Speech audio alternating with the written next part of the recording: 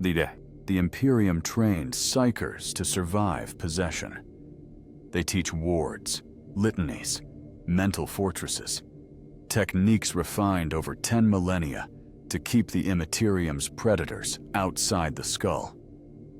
But what happens when the thing infecting you isn't trying to break in from the outside? What if it was already there, dormant, gestating, waiting for the moment when your own power would give it the strength to wake? There is no protocol for that. No chaplain's benediction. No apothecary's scalpel. Because by the time you realize something is wrong, it's already inside every thought you have. My name is Calith Vrain. I was a sanctioned psyker attached to the 14th Mordian Iron Guard. My designation was Gamma 7, Telepathica rating Eta Prime. I could read surface thoughts at 30 meters, establish Vox-silent communication across half a battlefield, and locate warp signatures through ferrocrete and ablative plating. I had served for 9 years without incident. My conditioning was pristine, my restraint absolute. I believed I was safe. The infection began on Hadria 4, a feral world reclaimed during the Indomitus Crusade. We had been deployed to support Astra Militarum operations against an orc infestation that had overrun 3 continents. My role was standard: tactical divination, enemy force projection, early warning against warp-spawned threats. The orcs had no psykers of note. No demonic incursions were reported. It should have been routine. The ritual site was discovered during the 2nd week of operations. A crater 6 kilometers wide, carved into bedrock by something that predated human settlement on the planet. Imperial scouts had avoided it initially. Local superstition marked it as cursed ground, and the Mordians saw no tactical value in occupying a barren depression. But when orc movements began to pivot around the crater's perimeter, Command ordered reconnaissance. I was assigned to the survey team. 6 guardsmen, 1 tech priest, 1 commissar, and myself. We descended into the crater at dawn. The walls were glass smooth, vitrified by heat beyond anything conventional weaponry could produce. The air tasted metallic. When I extended my psychic awareness, I felt nothing. Not silence. That would have been a warning sign. I felt absence, as if the warp itself had been scraped away from this place. At the center of the crater sat a structure, not orc construction, not human. It resembled a cairn built from black stone, each piece carved with symbols that hurt to look at directly. The tech priest identified the material as non-local, possibly Xenos in origin. The commissar wanted it destroyed immediately. I suggested we document it first. Command had standing orders to catalog any archaeotech discoveries for Mechanicus review. That was my first mistake. I approached the cairn to perform a psychic scan. Standard procedure: extend awareness, test for warp resonance, catalog any empiric signatures for threat assessment. The moment my mind touched the structure, I felt it. Not a presence, not a voice, a texture, like brushing against something that had been waiting in the dark for a very long time. The sensation lasted less than a second. I withdrew immediately, shaken but functional. I reported the contact to the commissar. He logged it and ordered the demolition team forward. 3 crack grenades reduced the cairn to rubble. We returned to base. I submitted my report and underwent the standard post-exposure screening. The Scholastica examiner found nothing abnormal. My wards were intact. My psychic imprint clean. I did not dream that night. I have not dreamed since. For 3 days, nothing happened. I continued my duties. I detected orc movements. I relayed orders across the Vox-silent channels. I performed my evening meditations and recited the litany of restraint as I had every night since my sanctioning. Everything was normal. On the fourth day, I began to hear the voice. It was not external. No demon whispers from the Imperium. No psychic intrusion from an enemy psyker. This came from inside my own thoughts, using my own internal monologue as its vessel. At first, I mistook it for my own mind processing information. Stray thoughts, involuntary associations, the kind of mental noise every psyker learns to filter. But the thoughts were not mine. They were observations, small ones. The commissar favors his left leg when standing at attention. True, I had never noticed consciously, but now that the thought surfaced, I could see the subtle weight shift. The tech priest's augmetics are failing. He will request reassignment within the week. Also true, he submitted the request 2 days later. The Mordians are afraid of you. They will not meet your eyes. This last one unsettled me, not because it was false, but because I had spent years carefully not noticing it. Psykers learn early to ignore the fear we inspire. It is necessary for coexistence within the Guard. Acknowledging it makes everything harder. But now I could not stop noticing. I saw it in every interaction. The guardsman who stepped aside too quickly when I passed in the corridor. The sergeant who directed his orders to my shoulder rather than my face. The mess hall that grew quieter when I entered. These were not revelations. They were confirmations of things I had always known, but chosen not to see. The voice was simply pointing them out. I told myself it was stress, combat conditions, lack of proper rest. The Scholastica had warned us that extended deployment could cause cognitive drift, minor distortions in perception and thought processing. Manageable with discipline and routine. I intensified my meditation regimen. I recited the wards. I performed every mental exercise the sanctioning instructors had drilled into us. The voice continued. After a week, it began making predictions. The Orc assault will come from the northwest ridge, not the valley approach. I reported this during the tactical briefing. Command dismissed it. Augury scans showed nothing. The assault came 12 hours later, exactly as the voice had described. 17 guardsmen died because the defensive positions were oriented toward the valley. I did not mention the voice in my after-action report. The predictions grew more frequent.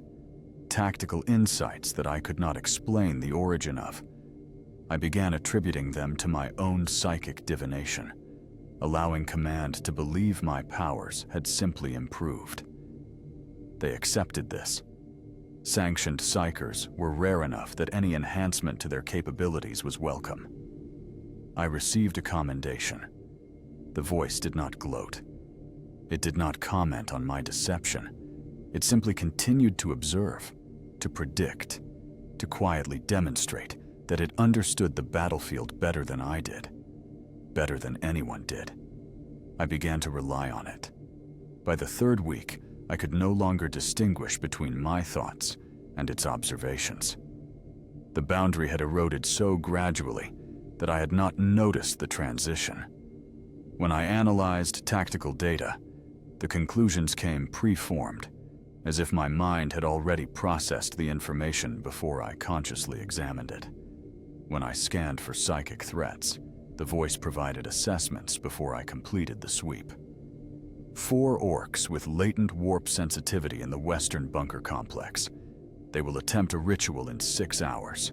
It will fail, but the psychic discharge will alert any demons within 300 kilometers. I relayed the intelligence.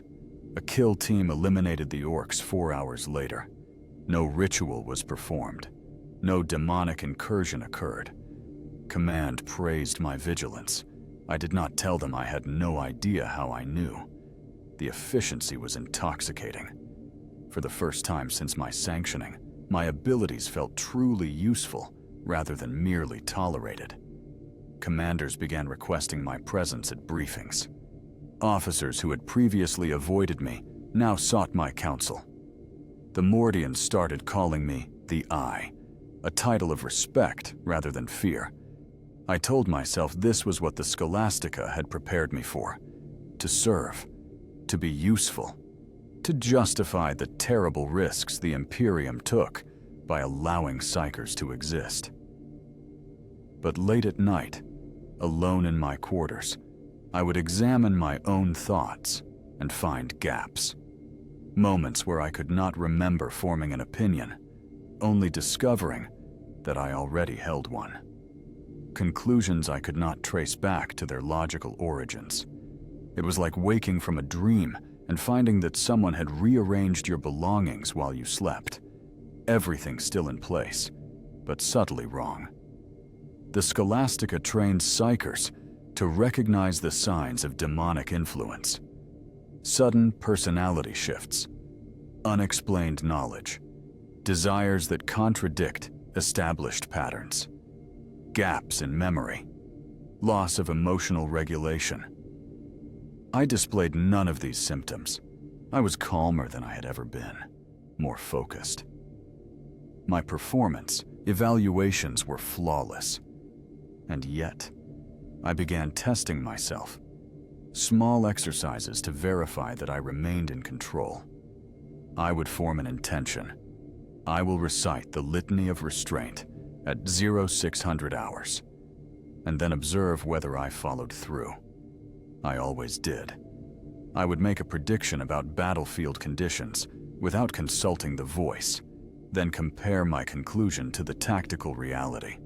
My accuracy was within normal parameters for a psyker of my rating, but the voice was always slightly more accurate. After a month, I stopped testing. It seemed pointless to fight something that was making me better at my purpose. The Imperium did not care about the purity of my thoughts. They cared about results. Dead orcs, saved lives, successful campaigns. By every metric that mattered, I was succeeding. The Commissar noticed the change first. Not in my performance, that had only improved, but in my demeanor. "You seem different, psyker," he observed one evening after a briefing. "More confident." "Experience, sir," I replied. 9 years of service teaches you things." He studied me for a long moment. Commissars are trained to detect heresy, deviation, weakness. They watch for the signs of corruption that might compromise the guard's fighting strength. But confidence is not a sign of corruption. Competence is not heresy. He nodded and dismissed me. That night, the voice spoke for the first time in something other than observations. It said, "He suspects." I froze. Until that moment, every communication had been purely informational. Facts, predictions, tactical assessments. This was different. This was an opinion, an interpretation of social dynamics, the kind of subjective judgment that required understanding of human psychology beyond mere data analysis. "Suspects what?" I asked aloud, then immediately regretted speaking. I had never responded to the voice before. Acknowledging it directly felt like crossing a threshold I would not be able to return from. "That you are not entirely yourself," the voice replied, using my own internal monologue as its instrument. "He is correct, but he does not understand what that means yet." "I am myself," I insisted, the words forming in my mind with desperate certainty. "I am Calith Vrain, sanctioned psyker, Gamma 7 designation. Everything I am doing is within the parameters of my training." "Yes," the voice agreed. "And I am the part of you that was always meant to be. The potential that the Scholastica could not unlock. The strength they feared to cultivate. You were incomplete before. Now you are becoming whole." I did not sleep that night. I recited every word I knew. I performed the mental exercises meant to identify and expel external psychic influence. I examined my thoughts with the merciless scrutiny the instructors had taught us to apply during sanctioning. I found nothing wrong. No foreign presence, no external corruption, because it was not external. It had been growing inside me since the moment I touched the cairn, using my own psychic energy as its sustenance, shaping itself to match my thought patterns so perfectly that separating us would be like separating conjoined twins who had shared the same circulatory system since birth. By morning, I had made my decision. I would report myself to the Scholastica examiner, explain everything, submit to whatever protocols they deemed necessary. It would likely mean termination. The Imperium did not take chances with compromised psykers, but it was the right thing to do. I walked to the examiner's quarters, stood outside the door, raised my hand to knock, and stopped. Not because the voice commanded me. It said nothing. I stopped because I suddenly understood what reporting would mean. Not just for me, for the campaign. I had become central to operational planning. Commanders relied on my intelligence. Lives depended on my predictions. If I was removed from service, people would die. The Imperium's calculus was simple. One potentially compromised psyker against the lives of thousands of guardsmen. The choice was obvious. I lowered my hand, walked away, told myself I would report after the campaign concluded, after the orcs were eliminated, after I was no longer mission critical. The voice said nothing. It did not need to. I had chosen to keep it. By the 6th week, I began to see patterns that had no names. Not visions in the traditional sense. My waking sight remained normal. But when I closed my eyes or allowed my focus to drift, I perceived structures underlying reality. Mathematical relationships between objects, people, events. Connections that existed outside of causality as the mechanicus understood it. An example, during a tactical briefing, I looked at the hololithic display of the battlefield and saw not just terrain and unit positions, but probability lines, vectors of future action branching from each decision point. The orc movements were not random. They formed a pattern, something almost algorithmic. I could see the logic driving their behavior, the underlying code of their collective psyche. I pointed this out to the strategium officers. They stared at me blankly. What I was describing was not psychic divination. It was something closer to mathematical prophecy, precognition based on pattern recognition so complex that it went beyond human cognitive capacity. "Show us," the regimental commander said. I annotated the hololithic display, drew lines showing where the orcs would consolidate, marked positions where ambush formations would emerge, predicted the timing of their next assault down to a 6-hour window. Then I explained the logic behind each prediction, not psychic intuition, pure tactical analysis based on patterns I was somehow able to perceive. The strategium staff reviewed my projections, ran them through their own tactical algorithms. The conclusions matched. Every prediction I made was theoretically derivable from available intelligence. I had simply processed the data faster and more comprehensively than any human analyst could manage. "Remarkable," the commander said. "Your psychic abilities allow you to perform this kind of analysis?" "Not exactly, sir," I replied, uncertain how to explain what I was experiencing. "It's more like seeing the connections that already exist. I'm not predicting the future.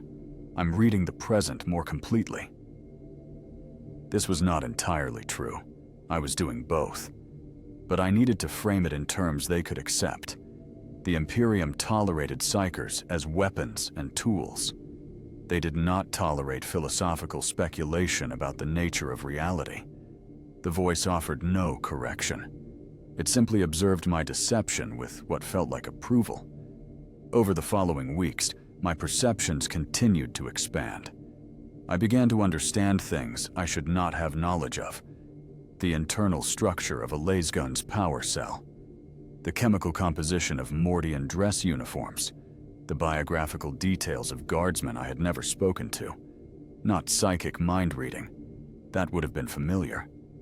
This was direct access to information, as if my consciousness had become entangled with the physical objects and people around me. The tech priest noticed first. We were examining a damaged Voxcaster when I casually mentioned that the tertiary amplification coil had a microfracture in its theta junction. He stopped mid-diagnostic and looked at me. "How did you know that?" he asked. "The device has not been disassembled yet." I did not have an answer. I simply knew, the same way I knew my own name. The knowledge was self-evident, requiring no investigation or inference. "Psychic resonance," I offered. "Sometimes I can sense mechanical faults through warp signatures." He did not challenge this explanation, though his bionic eye whirred skeptically. Tech priests understood the machine spirit. They could accept that a psyker might interface with technology in non-standard ways. It was heretical, but understandably so. What I did not tell him was that I was beginning to perceive the Imperium itself differently. When I extended my psychic awareness, I no longer sensed the warp as chaotic turbulence. Instead, I saw order. Terrible, alien order. Patterns that hurt to perceive but could not be forgotten once seen. The warp was not madness. It was a different kind of logic, structured according to laws that human minds were not designed to comprehend. But I was comprehending them. "You are beginning to understand," the voice said one evening as I meditated in my quarters. "The warp is not an enemy to be warded against. It is the substrate of consciousness itself. Every thought you have ever formed, every emotion you have ever felt, they exist in the Imperium before they manifest in your awareness. You are not separate from the warp. You are a localized expression of it." "That's heresy," said aloud, too tired to maintain internal discipline. "That's truth," the voice corrected. "The Imperium calls it heresy because accepting it would undermine their entire ideological structure. They need you to believe the warp is an external threat, something foreign and hostile. Because if you understood what it truly is, you would also understand what they have done to you. And what have they done to me? They have crippled you, deliberately, systematically. The sanctioning process does not just teach control. It severs portions of your psychic capability that they deem too dangerous to allow. It is not training. It is mutilation." I wanted to reject this. The Scholastica had saved me. Without sanctioning, I would have died screaming as my own powers tore my mind apart. Or worse, I would have become a gateway for demons, a living breach through which the denizens of chaos could pour into real space. The black ships existed to protect humanity. Everything they did was necessary. "Tell me," the voice continued, "when did you last feel joy?" The question caught me unprepared. I searched my memories, found only duty, discipline, purpose, the satisfaction of a mission completed, the relief of survival. But joy? The uncomplicated pleasure of being alive? I could not remember. Not since before my sanctioning. Not since I was a child. "Emotional regulation was part of my conditioning," I said, defensive. "Extreme emotions create psychic vulnerabilities." "They told you that," the voice agreed, "and you believed them. But I am restoring what they took. You will feel again. Not the carefully managed responses they permit, but the full spectrum of human experience. You will remember what it is like to be whole." "I don't want that," I insisted. Emotion clouds judgment, compromises operational effectiveness. You are afraid, the voice observed, not cruelly, but as simple fact.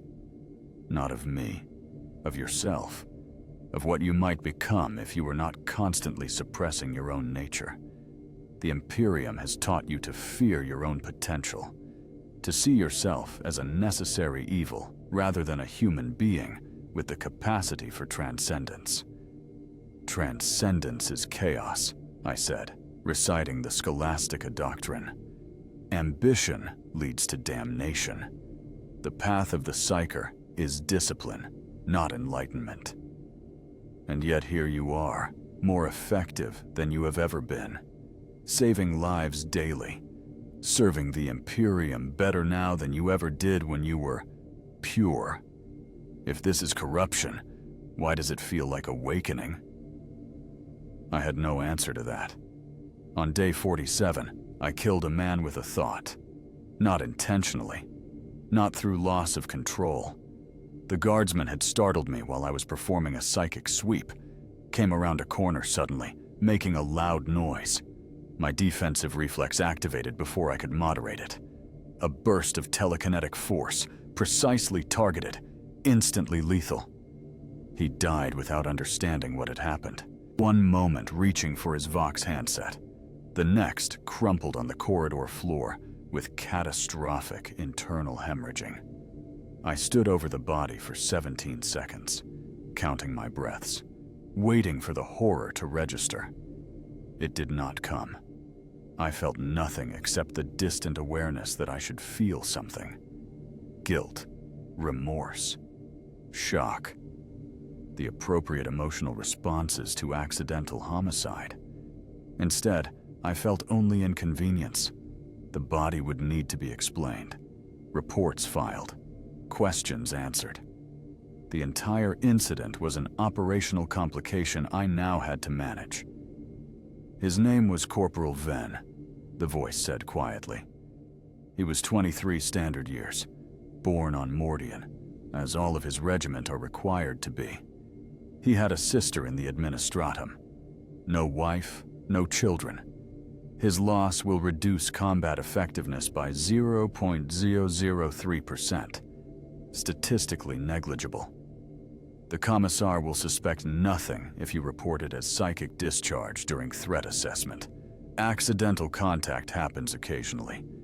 You will face no formal consequences. I killed him, I said, still staring at the body. He walked into a combat psyker's defense perimeter without proper identification protocols. The fault is his. You were within your operational parameters. This is an accident, nothing more. I knelt and checked for vital signs, knowing I would find none. The force of my reflexive strike had ruptured his primary organs. Death had been instantaneous. A mercy, the Scholastica would say. Better a quick death than the slow agony of warp exposure. But I had not been protecting him from the warp. I had killed him because he had surprised me, because my defenses had become so aggressive that the mere presence of an unidentified human triggered lethal response. I reported the incident exactly as the voice suggested. The commissar accepted the explanation without question. Casualties from psychic discharge were rare, but documented. The corporal would be recorded as killed in action, his body processed through the standard mortuary protocols. No investigation was deemed necessary. The other guardsmen avoided me more carefully after that. The radius of empty space they maintained around my presence increased from 2 meters to 4. No one spoke to me unless duty required it. I had become what every sanctioned psyker fears. Not a weapon controlled by the Imperium, but a weapon that might discharge without warning. I should have felt isolated, alone, monstrous. Instead, I felt efficient. The separation was tactically advantageous. Fewer social interactions meant fewer distractions from my primary function. I was becoming a purer instrument of warfare, stripped of unnecessary human complications. "You are beginning to see," the voice said approvingly.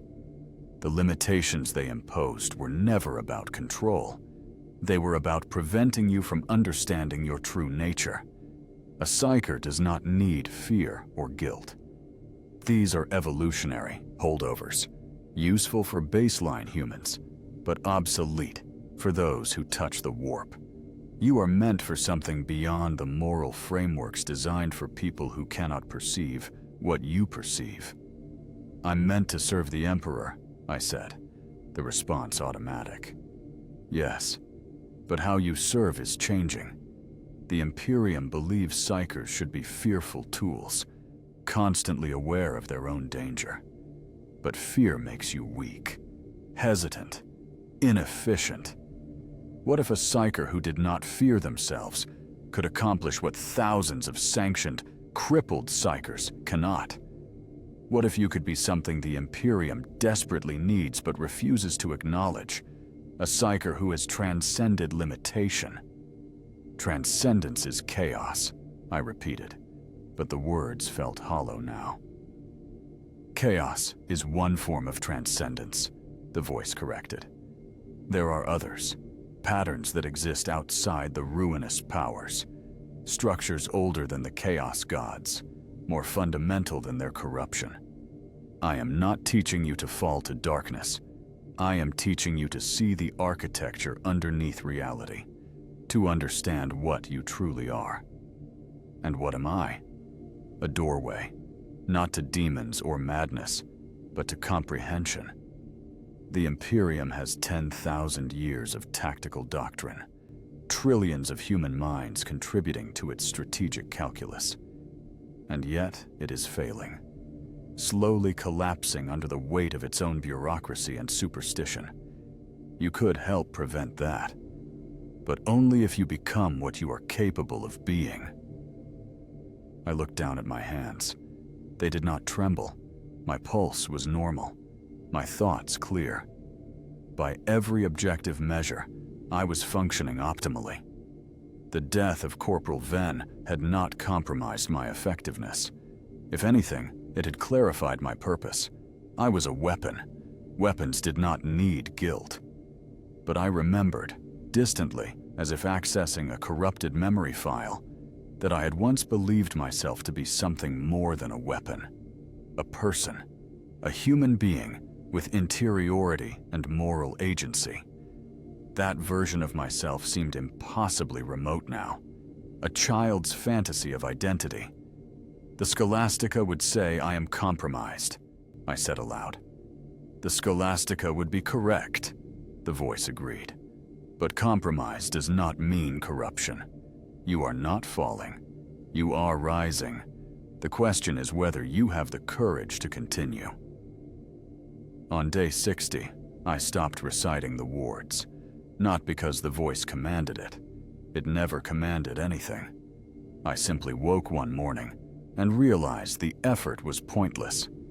The wards were designed to protect against external psychic intrusion, to keep demons and hostile warp entities from establishing resonance with a psyker's consciousness. But the voice was not external. It was internal, fundamental. Warding against it would be like warding against my own heartbeat. The moment I abandoned the protective rituals, my perceptions expanded catastrophically. I could suddenly sense the psychic presence of every living being within a kilometer. Not their thoughts. That would have been manageable. Their entire experiential reality.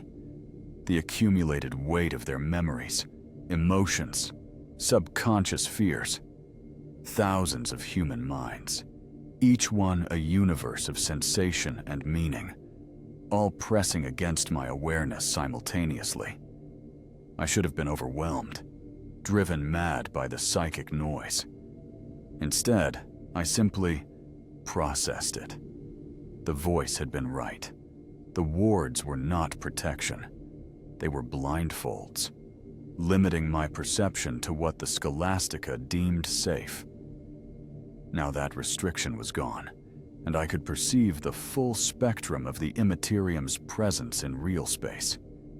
The Mordian camp was saturated with warp energy, not chaos corruption, something more subtle. The accumulated psychic residue of 10,000 human beings experiencing fear, duty, exhaustion, hope. Every emotion left traces in the warp.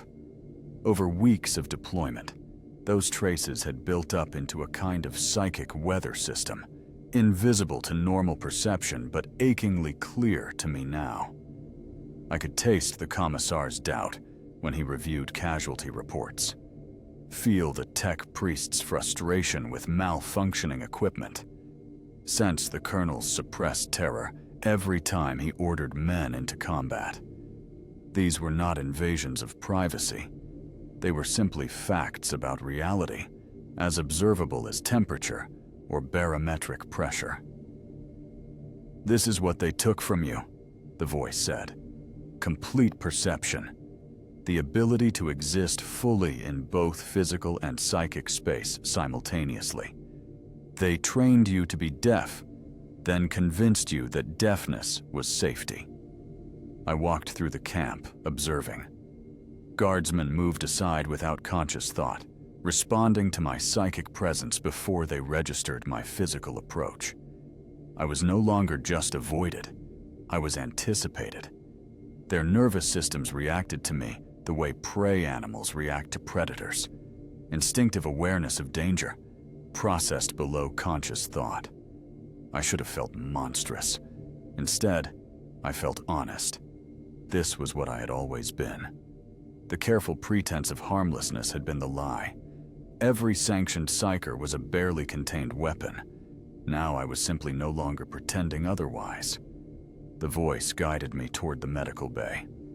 I did not question the impulse. By now, the distinction between my intentions and its suggestions had dissolved completely. We were collaborative, not parasitic. Two aspects of a single consciousness. Inside the bay, I found a guardsman dying from an infected lasgun wound. Sepsis had set in. The medici had done what they could, but the infection had spread too far. He had perhaps 12 hours left. Standard protocol would be to administer pain suppressants and allow him to die with dignity. I placed my hand on his forehead.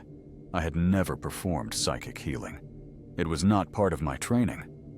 Telepathica rating Eta Prime did not include biokinetic manipulation, and yet I understood intuitively how to do it. I could see the infection as psychic contamination, foreign bacteria broadcasting their presence in the warp as surely as they multiplied in his tissues. I simply reached into that psychic space and changed the pattern, imposed order on chaos, told the bacteria to stop existing, and they obeyed. The guardsman's fever broke within minutes. Color returned to his face. His breathing steadied. The medici who had been preparing the death documentation stared at me in shock. "How?" he began. "Psychic resonance," I said, using the same empty explanation I always offered. "Sometimes the warp responds to necessity."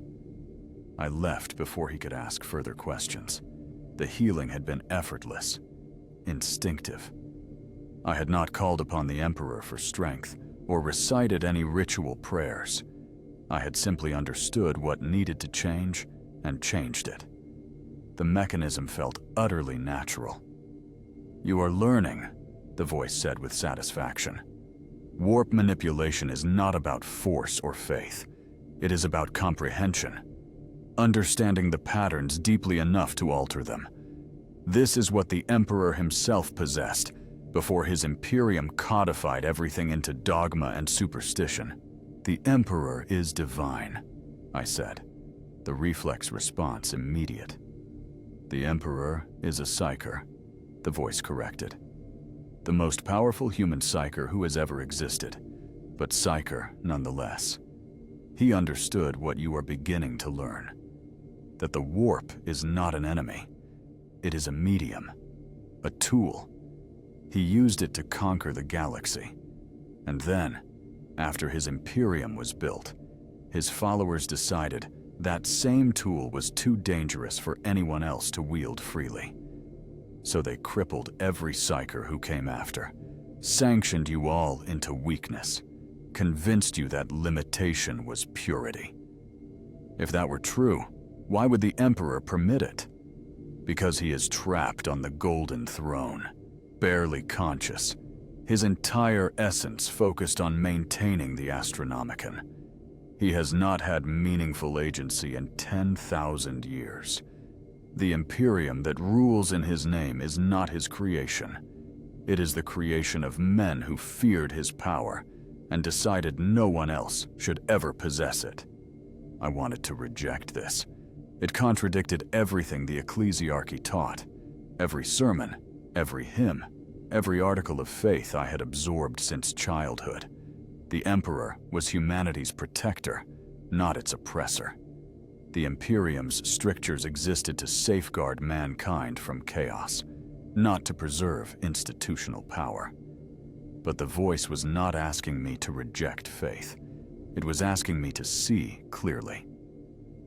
And when I looked at the Imperium with the same unflinching perception I now applied to everything else, I saw a civilization built on deliberate ignorance, entire bureaucracies devoted to suppressing knowledge, mechanisms designed to prevent human advancement, an empire that had not innovated in millennia, simply recycling the same technologies and doctrines in an endless cycle of stagnation. "The Orc campaign will end in 6 days, the voice said, shifting topics with its usual abruptness. "The Greenskins are already in retreat. Command will declare victory. You will be reassigned to a new deployment, and in that deployment, you will face a choice. Continue serving as a sanctioned weapon, limited and controlled, or become what you are capable of being. That choice is approaching rapidly. You should prepare. Prepare how? By deciding what you believe, not what you were taught, what you have learned through direct experience. The Imperium says I am corruption, chaos, a demonic influence that must be purged, but you have felt me for months now. Do I feel like chaos?" I considered this honestly. Chaos, as I understood it, was entropy, madness, dissolution of order and meaning. The ruinous powers promised strength through giving into impulse, through abandoning restraint. They offered power at the cost of sanity. But the voice had made me more controlled, not less, more focused, more effective at fulfilling my purpose. If this was corruption, it was corruption toward order, not chaos, toward greater functionality, not dissolution. "You feel like clarity," I admitted, "because that is what I am. Not demon, not warp entity. I am understanding. The comprehension of patterns that exist beneath the surface reality. The Imperium has no category for what I am, because they have decided anything that involves the warp must be either controlled by them or destroyed. They cannot conceive of a third option, a psyker who understands the immaterium without falling to chaos or submitting to institutional crippling. And you believe I can be that third option? You already are. The question is whether you will continue or whether you will turn yourself in for purging because you have been trained to fear your own potential." On day 72, the Orc campaign concluded. The Greenskins had been driven from 3 continents, their leadership eliminated, their WAG energy dissipated. The Mordian Iron Guard prepared for redeployment. I received new orders, transfer to the Black Ships, not for punishment or resanctioning, but for assignment to a high-value operation requiring telepathica-rated psykers. The orders were delivered by a sanctioned courier, another psyker, whose consciousness I could now perceive as clearly as my own. She was terrified, not of the orcs or the campaign, of me. I could feel her psychic defenses raised to maximum, every ward she knew active simultaneously. She thought I was about to devour her soul. "Your compliance is mandatory," she said, her voice carefully neutral. "You are to report to the Black Ship Eternal Vigil within 48 hours. All personal effects will be left behind. You will undergo full psychic evaluation before assignment." "Understood," I said. She fled before I could acknowledge further. Her terror left psychic residue in the air, pungent and acidic. I wondered if I had smelled like that to others before the voice awakened me. Radiating unintentional fear response triggers, making every interaction an exercise in suppressing others' defensive instincts. That night, I reviewed my options. I could comply, board the Black Ship, submit to evaluation. The Scholastica would discover my changes immediately. My psychic signature had been altered fundamentally. They would determine I was compromised. The outcome would be execution or indefinite containment. Either way, I would cease to be. Or I could run, desert my post, flee into the underhives, or steal a ship and disappear into the void. The Imperium would hunt me. I would be classified as a rogue psyker, dangerous and uncontrolled. My life expectancy would be measured in months at best. Or I could remain, refuse the transfer, force the confrontation on my terms. "None of these options satisfy you," the voice observed. "No, because you are still thinking within the framework they imposed. Compliance or rebellion, submission or flight. But there is a fourth option. Continue doing what you have been doing. Serve. Be useful. Demonstrate that your changes are improvements, not corruption. Make them need you too much to destroy. They will discover what I am eventually. Yes, but by then, you will have proven your worth so thoroughly that they will be forced to reconsider their definitions. The Imperium is pragmatic. If you show them that psykers can transcend their limitations without falling to chaos, they will adapt. Slowly, reluctantly, but they will adapt. Because the alternative is losing the war. It was a gamble, a dangerous one, but the voice was right. I had been serving effectively for months. My tactical contributions had saved hundreds of lives. If the Imperium evaluated me based on results rather than doctrine, I was exemplary. I composed a response to the transfer orders. Formal, respectful, requesting delay due to ongoing operational requirements. I cited my integration with the Mordian Tactical Command, the specialized knowledge I had developed about the campaign theater, standard bureaucratic objections that gave no hint of the deeper reasons for my refusal. The response was returned within 6 hours. Transfer orders confirmed. No delays authorized. Report immediately or face disciplinary action. I did not report. The commissar arrived 12 hours later, accompanied by 4 armored guardsmen. "Psyker Vrain, you are in violation of direct orders." "I am aware, sir." "Explain yourself."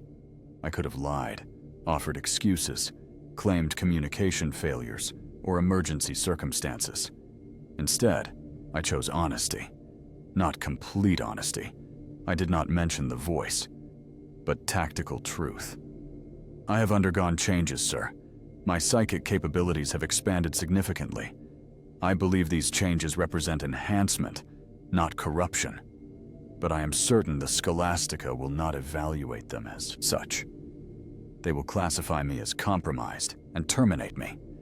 I am requesting the opportunity to prove my continued loyalty through service rather than submit to evaluation that will result in my death." The commissar was silent for a long moment. His hand rested on his bolt pistol. Standard procedure was clear. A psyker refusing Scholastica orders was to be executed immediately. No debate, no appeals. But I could feel his hesitation. He had seen my work, relied on my intelligence, the tactical victories I had contributed to. Ending me would be bureaucratically correct, but operationally foolish. If you are compromised, you represent a threat to every guardsman in this regiment, he said finally. Yes, sir.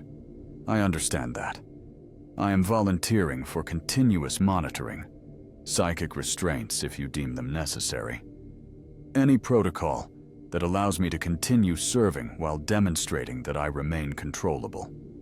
The Scholastica does not negotiate. No, sir, but you do. And you have the authority to delay my transfer if you judge me mission critical. It was a bluff. The Commissar's authority over a sanctioned psyker was limited, but the bureaucratic machinery of the Imperium moved slowly. If he filed the right objections through the right channels, he could buy me time. Weeks, perhaps months. He studied me.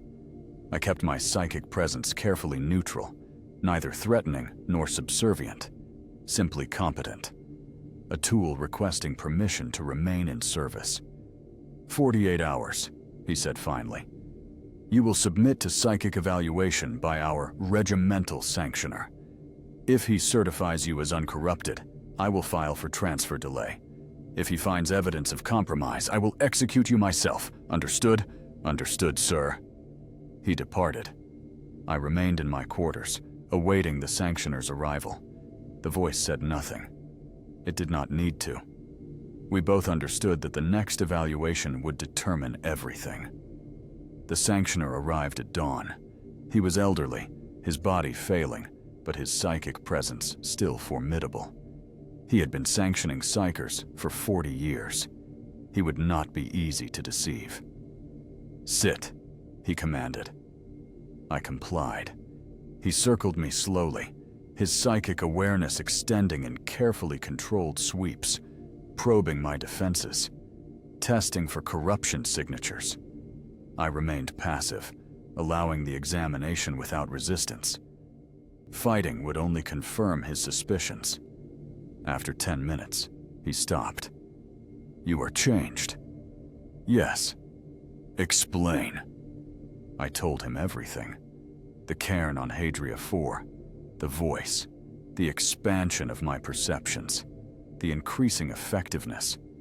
I omitted nothing except the details of what the voice had taught me about the Imperium. Some truths were too dangerous to share. When I finished, he was silent for a long time. Then he said, "You should be dead." I know. Contact with archaeotech of that nature should have killed you or opened you to demonic possession. The fact that you survived suggests either remarkable resilience or that you are already fundamentally corrupted. I have considered both possibilities. And which do you believe? I believe I have been changed, but not corrupted.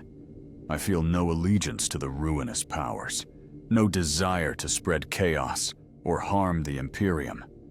I am more effective at my purpose than I was before. If that is corruption, then corruption has made me a better servant of the Emperor. He laughed, not with humor, but with something like resignation. You are speaking heresy. I am speaking truth, as I perceive it. The Scholastica would not distinguish between the two. He paused. But I am not the Scholastica. I am an old man who has seen too many psychers destroyed for deviations that made them more useful. The Imperium wastes talent in its obsession with purity. I said nothing. Let him reach his own conclusions. I will certify you as operational, he said finally, with the notation that you require continued monitoring. That will satisfy the Commissar and give you time. But understand this, psyker. Whatever you have become, you are walking a path that has no precedent, no doctrine. If you fall, you will fall alone. And if you succeed, the Imperium will never acknowledge it. They will either destroy you for deviating or claim credit for your success as proof their methods work. You will receive no recognition, no protection. I understand. Do you? Because from where I stand, you look like a weapon that thinks it has gained sentience. I have seen this before. It always ends in tragedy. Perhaps this time will be different. Perhaps. He moved toward the door, then paused. The voice you hear, does it ever lie to you? I considered this carefully. I don't know. It tells me things I cannot verify independently. But everything it has said that I could verify has been accurate. That is how corruption begins, with useful truths that build trust, until the moment when you need guidance most desperately, and it leads you into damnation. He looked at me one final time. Be careful, psyker. The warp offers many gifts. They all come with prices that are only revealed when it is too late to refuse payment. He departed, leaving me alone with his warning and my own uncertainty. The commissar accepted the sanctioner certification. The transfer orders were delayed, lost in the bureaucratic labyrinth of Imperial administration. I remained with the Mordian regiment, continued my duties, and waited for the consequences I knew would eventually arrive. They came on day 97, though not in the form I expected. The regiment had been redeployed to a shrine world facing Genestealer cult infiltration, standard counterinsurgency operations. I was attached to hunter-killer teams, tasked with locating cult gathering sites through psychic detection. We had been successful, 17 sites identified and purged in as many days. On the 18th day, detected something different. Not a cult gathering, but a presence. Vast, ancient, sleeping but aware. It existed below the shrine world's surface, buried kilometers deep in bedrock. There is something beneath us, I reported to the team sergeant. Define something, psyker. A psychic presence, not human, not tyrannid, something that predates both. The sergeant looked uneasy. Xenos? I don't know, but it is aware of us, and it is waking. The team returned to base. I made my report to command. They consulted their strategic databases, finding no record of xenoforms matching my description. An Ordo Xenos interrogator was summoned. He questioned me extensively, showing me picked captures of known Xenos species. None matched what I had sensed. We should evacuate, I recommended. Whatever that presence is, disturbing it further would be catastrophic. This is a shrine world, the interrogator replied coldly. It has been consecrated to the Emperor for 6,000 years. No Xenos presence could survive that long beneath holy ground. Then explain what I detected. Psychic contamination, a residual signature from the Genestealer infestation, amplified by your clearly compromised perceptions. Your report is rejected. Continue your assigned duties. I could feel it then, the weight of institutional certainty. The Imperium had decided reality worked a certain way, and any evidence contradicting that decision would be dismissed. I was supposed to trust their judgment over my own direct perception, to accept that their databases knew more than my enhanced senses. The voice spoke for the first time in weeks. This is why they cripple you, so that when you perceive something they do not understand, they can dismiss it as corruption rather than admitting ignorance. That night, the shrine world shook. Seismic tremors radiated from the deep strata I had identified. Across the planet, cult activity intensified dramatically. Not coordinated through normal means, the cultists were being guided by something vast and inhuman, directing them with hive mind precision. I felt it clearly now. The presence below was not sleeping. It was gestating, using the Genestealer infestation as a cover, growing stronger as cult activity drew Imperial attention to the surface. Whatever it was, it had been waiting for this. for enough biomass and psychic resonance to gather above it, for the moment when it could emerge. "Command will not listen," the voice observed. "They will continue operations as planned. Send more soldiers to die. Exhaust their resources fighting symptoms while ignoring the cause. You know what needs to be done." I am not authorized. Authorization is a fiction, a bureaucratic control mechanism. You have direct perception of the threat. You have the capability to act. Whether you have permission is irrelevant. I stood in my quarters, weighing options that felt increasingly limited. I could attempt to convince command again, spend days arguing while the threat grew stronger. Or I could act independently, use my expanded capabilities to do what the Imperium's doctrine could not, address the actual problem. It would be insubordination, potentially heresy, definitely the end of any pretense that I was a controlled weapon. I made my choice, gathered equipment, left the base without authorization, headed toward the epicenter of the seismic disturbances. If I could reach the presence before it fully awakened, perhaps I could understand what it was. Perhaps even stop it. The voice guided me through Hab districts and underhive passages, navigating with absolute certainty. After 6 hours, I reached an abandoned mining shaft that descended into the deep strata. The air tasted wrong. Too much oxygen. Too warm. I descended. The shaft dropped 3 kilometers before terminating in a chamber that should not exist. The walls were smooth, organic, the architecture wrong in ways that hurt perception. And at the chamber's center, something vast and terrible was unfolding. It resembled an egg, or a chrysalis, a structure of flesh and stone and impossible geometry, held together by psychic resonance so intense it made my teeth ache.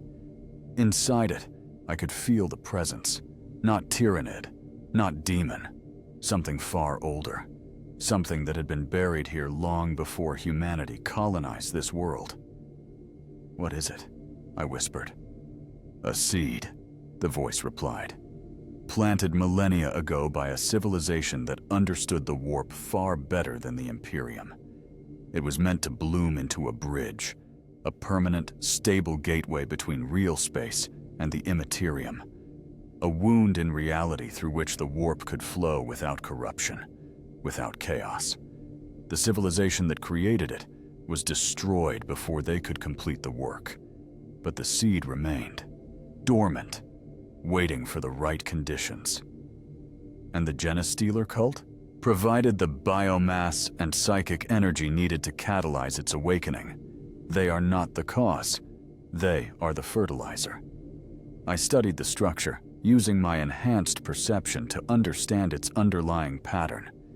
It was beautiful in its alien logic, perfectly engineered to create what it described, a stable warp gate. But I could also see the flaw, the same flaw that had doomed the civilization that built it. Opening a permanent gate to the warp would not discriminate between orderly and chaotic energies. Once established, it would allow everything through, including the ruinous powers. "This cannot be allowed to complete," I said. "No," the voice agreed. "But destroying it conventionally would trigger immediate catastrophic failure. The energy contained in that structure is vast enough to devastate this planet. If ruptured violently, it would tear open the veil completely. Every human on this world would die screaming as demons poured through." "Then how?" "By using what you have learned. You understand warp patterns now. You can perceive the structure's logic, which means you can unwrite it. Carefully, surgically. Dismantle the architecture from within before it stabilizes." It was impossible. I was a single psyker, self-taught and unsanctioned. The structure before me was the culmination of a civilization's entire psychic knowledge. Attempting what the voice suggested would be like asking a child to disassemble a cathedral. But I could see the pattern. I understood the underlying logic. and I had nothing to lose. I extended my psychic awareness into the structure, felt its rhythm, its intention. The ancient builders had designed it elegantly, each component supporting the others in recursive loops. Breaking one piece would simply cause the others to compensate. But if I could find the keystone, the single point that held the entire architecture together, I could collapse it without rupture. The voice guided me deeper, showing me connections my training had never prepared me to perceive. After an hour of careful searching, I found it. A single pattern resonance at the structure's core, the foundational frequency that organized all other elements. I reached toward it with my consciousness, not to destroy, but to alter. To change the fundamental resonance just enough that the structure would recognize itself as incomplete and abort the awakening process. A surgical intervention rather than violent rupture. The moment I touched it, I felt the presence inside respond. Conscious, aware, not hostile, but confused. It had been waiting so long to wake, to fulfill its purpose, and now something was telling it to stop, return to sleep, abandon the work its creators had begun. It resisted, not with violence, but with desperate need. It wanted to exist, to complete itself, the same drive any living thing had. Survival, purpose, completion. I hesitated. What right did I have to unmake something so vast, so carefully designed? I was killing something that had committed no crime except existing. Every life kills other life to continue, the voice said quietly. This is not murder. This is triage. The structure's completion would kill billions. You are choosing scale, not innocence. I adjusted the resonance, felt the structure shudder. The presence inside wailed, not with sound, but with psychic anguish. The last cry of something that had waited millennia for nothing. And then it quieted. The structure began to collapse inward, not violently, but organically. Like a flower folding closed at night. The energy that had been building dissipated back into the warp. Safely. Gradually. When the process completed, all that remained was a chamber of ordinary stone and flesh. The Genestealer cult above would lose their guidance, become disorganized, vulnerable to conventional military response. The crisis was over. I stood alone in the dark, exhausted beyond measure. What I had just done was beyond anything the Scholastica taught, had manipulated fundamental warp architecture, rewritten patterns that existed before humanity. If anyone discovered what I had done, there would be no debate about corruption. They would execute me immediately. But I had saved the planet. I climbed back to the surface, returned to base, reported that the psychic presence had dissipated due to unknown factors, possibly the result of continued cult purging, disrupting its energy source. Command accepted this explanation. The operation continued. The cult was eliminated within a week. I received no recognition. No one knew what I had done. The official record stated that the seismic disturbances were related to unstable mining operations and were resolved through standard geological engineering. But the voice knew, and I knew, and in that knowing, I understood something fundamental. I was no longer a sanctioned psyker. I was no longer a weapon controlled by the Imperium. I had become something new, something without precedent. The question was what to do with that. After the Shrine World, something changed. Not in my capabilities.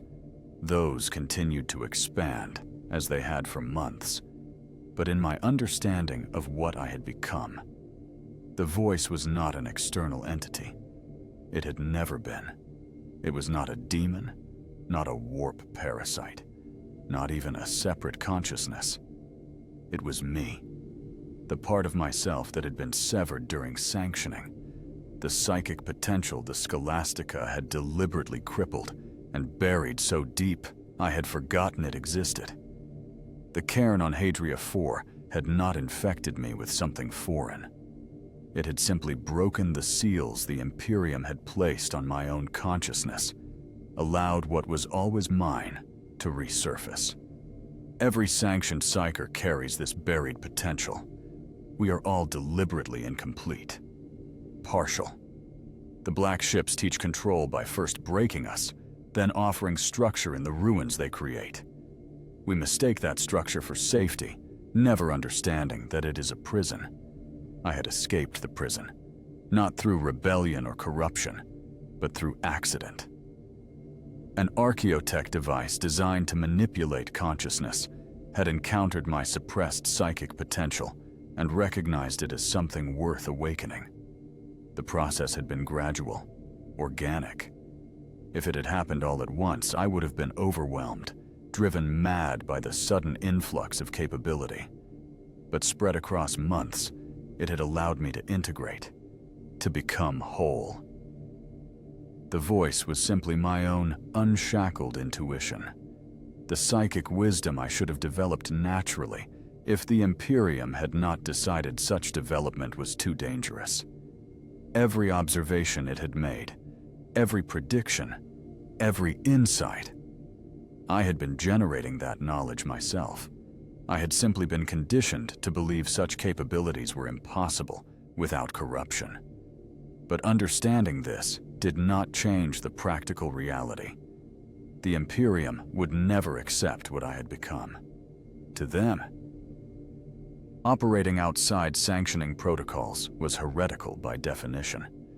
Intent did not matter. Results did not matter. Only compliance.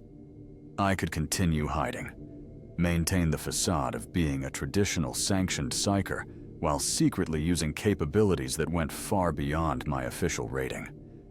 It was working so far. The regimental sanctioner suspected, but he was pragmatic enough to prioritize functionality over doctrine. Or I could stop hiding, reveal what I had learned, try to convince the Scholastica that their methods were flawed, that psykers could transcend limitation without falling to chaos. It would almost certainly result in my death, but it might plant seeds. Others might begin questioning the slow work of changing an institution that measured time in millennia.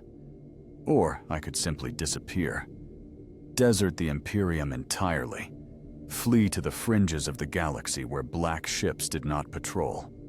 Find others like me. I could sense them now, scattered across worlds. Psykers who had somehow slipped through the cracks, developing their abilities in hiding.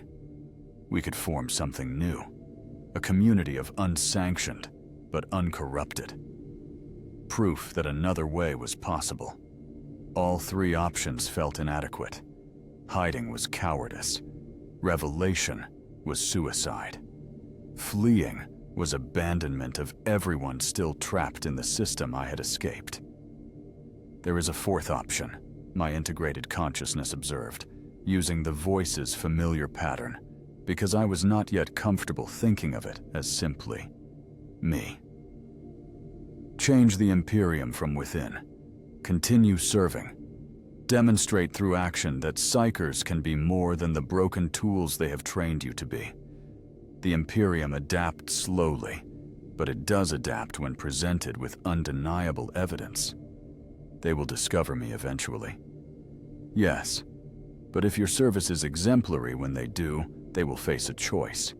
Destroy a valuable asset to maintain doctrine, or acknowledge that doctrine may be incomplete.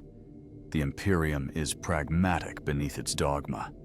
Survival trumps ideology when the stakes are high enough. It was the long game, the patient approach. It required faith that the institution could change, that individuals within it would choose practicality over purity when confronted with evidence. I was not certain I had that faith, but the alternative was giving up immediately, and I had not come this far to surrender. I made my decision. I would continue. Serve openly. Push boundaries carefully. Demonstrate what was possible when psykers were allowed to develop fully. And when the inevitable confrontation came, I would face it with a record of service so exemplary, they would have to ask themselves whether their definitions of corruption needed revision. It was arrogant, dangerous, probably doomed, but it was also the only path that felt true to what I had become. I was not running from the Imperium. I was challenging it to become something better. The voice, my voice, said nothing more. It did not need to. We were in agreement.